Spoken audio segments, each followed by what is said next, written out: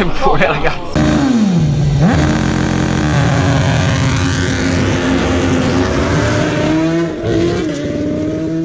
Ciao ragazzi, benvenuti in questo nuovo video. Siamo al Mugello per la seconda gara di campionato e come avete visto dal video dell'HP4 Race non siamo qui con l'HP4 Race, ma siamo qui con la nostra cara vecchia BMW 2018. Poi, visto che c'è stato un po' di casino perché molta gente non capisce qual è la 2018, qual è l'HP4 Race, voglio farvi un mini riassunto.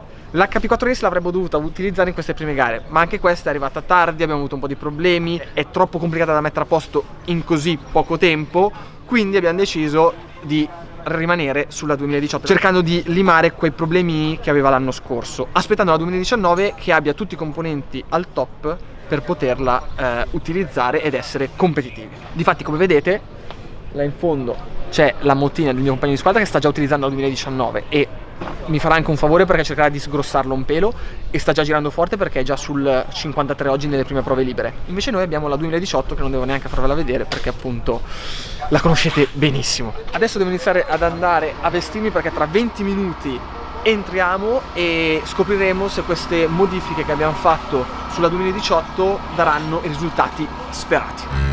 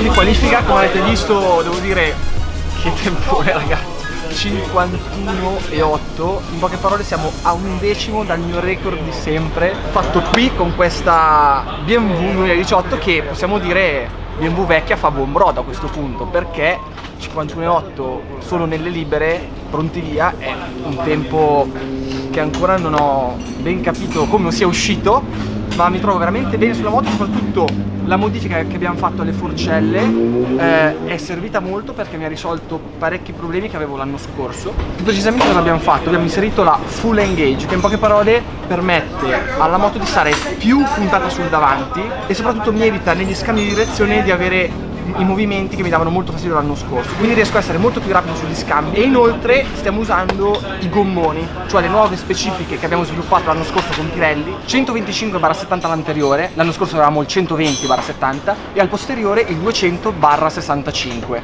Che differenze ci sono tra il gommone e i gommini? Molto semplicemente con i gommoni si ha molta più stabilità, si ha molta più impronta a terra, ma ovviamente ne risente l'agilità, difatti è molto più fisica da guidare.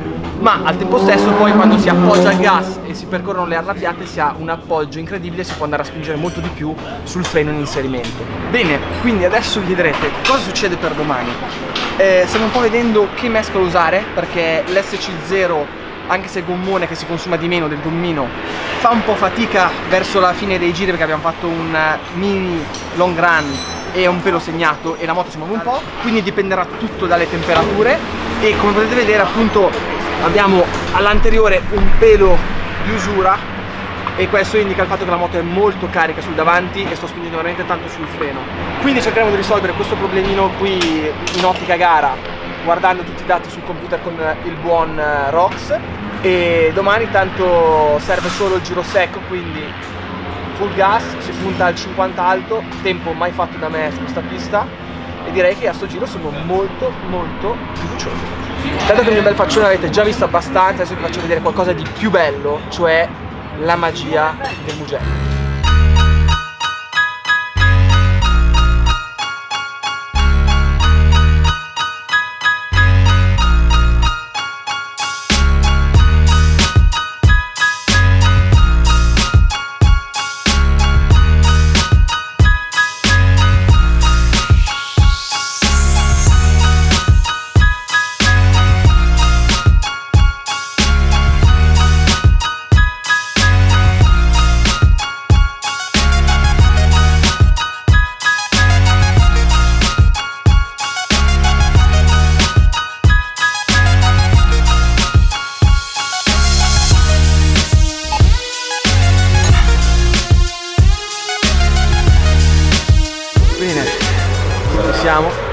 Si fa sul serio, qualifiche tra pochissimo.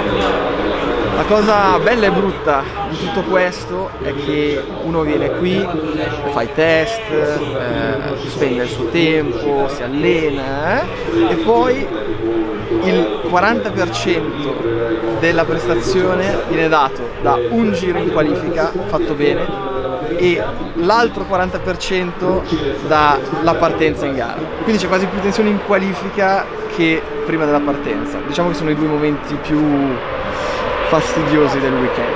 Comunque il Mugello mi è sempre piaciuto, a sto giro abbiamo visto che abbiamo margine, quindi bisogna solo entrare dentro, fare il giro della vita, rimanere in piedi per cercare di prendere e andare via.